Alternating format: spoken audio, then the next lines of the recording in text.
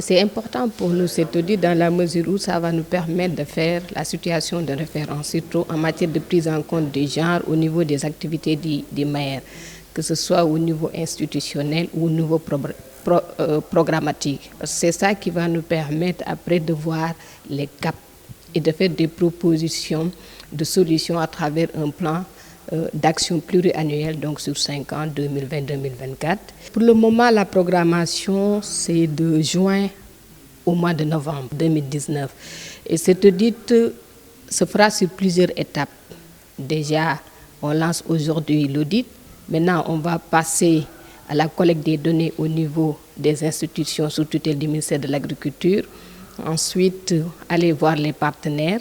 Donc, il y a le ministère en charge de la femme, le ministère de l'économie et des finances, mais aussi les partenaires techniques et financiers, que ce soit la FAO, l'ONU Femmes, la coopération italienne, canadienne, etc.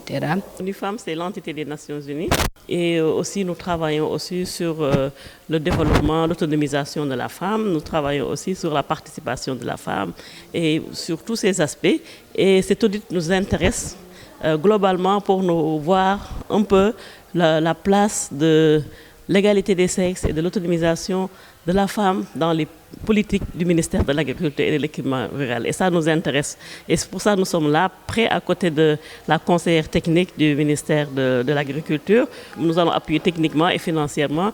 Parce que tout à l'heure, quand la consultante a présenté le cadre d'analyse, on voit qu'elle va regarder l'organisation, la politique, les programmes, le budget et surtout la participation de la femme. Et c'est important, la participation de la femme dans ces politiques, parce que la femme n'est pas seulement une bénéficiaire, mais elle participe, c'est une actrice. Et quand la femme participe, les politiques vont aller, je pense qu'on pourra arriver à mesurer en fait l'effet et l'impact. Et nous sommes tous redevables des ODD et de l'agenda 2030, l'agenda 2063.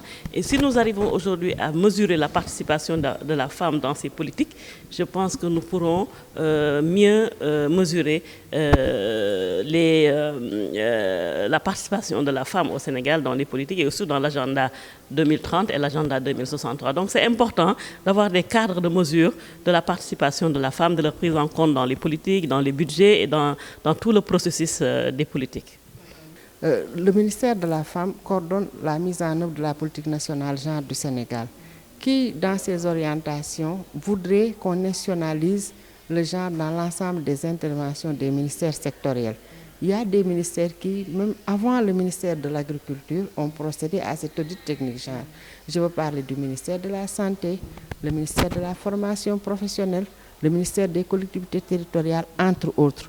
Donc nous, ce que nous voulons, en tout cas, ultimement, c'est que tous les ministères fassent cet exercice et vraiment puissent intégrer de manière systématique la dimension genre dans l'ensemble de leurs interventions. Donc nous ne sommes pas à notre premier exercice, donc c'est un exercice qui est en train d'être porté et qui vient aujourd'hui, en tout cas, agrandir le nombre de ministères, augmenter le nombre de ministères qui aujourd'hui a apporté cet exercice avec l'appui des partenaires au développement, mais aussi avec une forte implication et mobilisation du gouvernement.